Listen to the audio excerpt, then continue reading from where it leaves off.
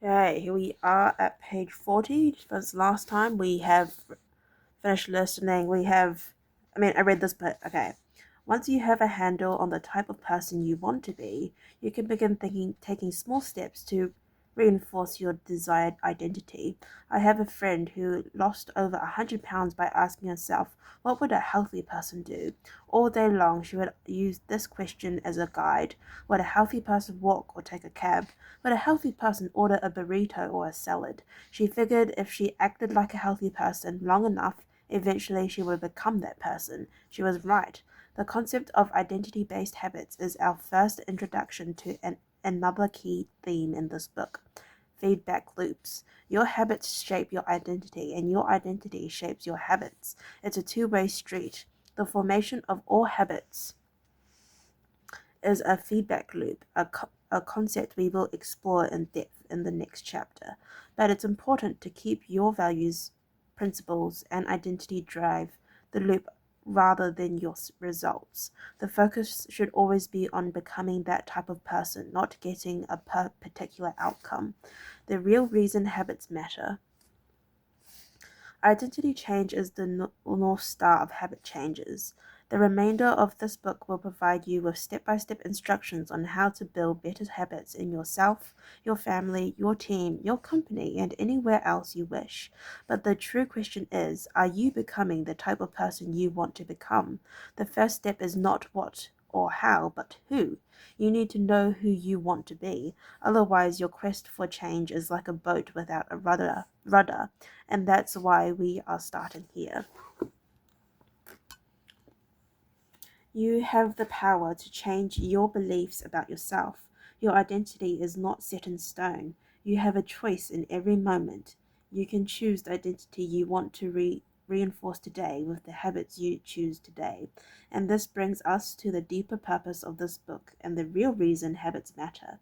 Building better habits isn't about littering your day with life hacks. It's not about flossing one tooth each night, or taking a cold shower each morning, or wearing the same outfit each day.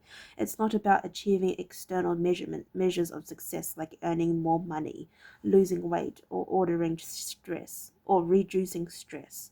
Habits can help you achieve all of those things, but fundamentally, they are not about having something.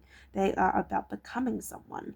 Ultimately, your habits matter because they help you become the type of person you wish to be.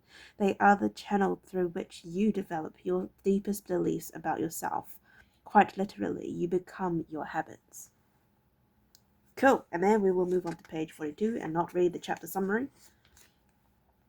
Okay, chapter 3, How to Build Better Habits in 4 Simple Steps. In 19... Oh, we can see the whole page anyways. In 1898, a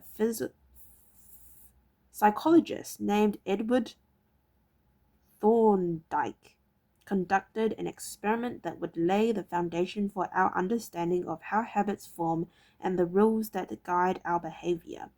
Thorndike was interested in studying the behavior of animals, and he started by working with cats. He would place each cat inside a device known as a puzzle box. The box was designed so that the cat could escape through a door by some simple act such as pulling a loop or cord, pressing a lever, or stepping on a platform.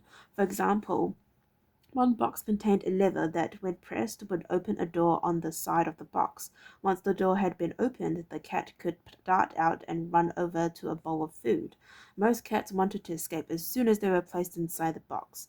They would poke their nose into the corners, stick their paws through openings, and claw at loose objects. After a few minutes of exploration, the cat would happen to press the magical lever.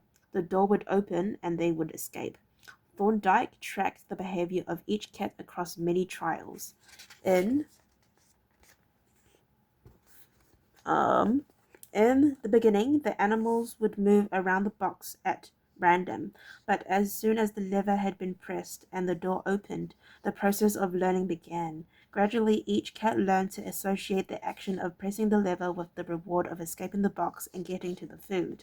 After 20 or 30 trials, this behavior became so automatic and habitual that the cat could escape within a few seconds. For example, Thorndike noted, cat 12 took the following times to perform the act: 160 seconds, 30 seconds, 90 seconds, 60, 15, 28, 20, 30, 22, 11, 15, 20, 12, 10, 14, 10, 8, 8, 5, 10, 8, 6, 6, 7. During the first 3 trials, the cat escaped in an average of 1.5 minutes. During the last 3 trials, it escaped in an average of 6.3 seconds. With practice, each cat made fewer errors and their actions became quicker and more automatic. Rather than repeat the same mistake, the cat began to cut straight to the solution. From this study, Thorndike described the learning process by stating behaviors followed by satisfying consequences tend to be repeated, and those that prompt unpleasant consequences are less likely to be repeated. His work provided the perfect starting point for discussing how habits form in our own lives. It also provides answers to some fundamental questions like what are habits and why does the brain bother building them at all? Why your brain builds habits. A habit is a behavior that has been repeated enough times to become automatic. The process of habit formation began with trial and error. Whenever you encounter a new situation in life, your brain has to make a decision. How do I respond to this? The first time you come across a problem, you're not sure how to solve it. Like Thorndike's cats, you're just trying things out to see what works. Oh, look, we got to page 44.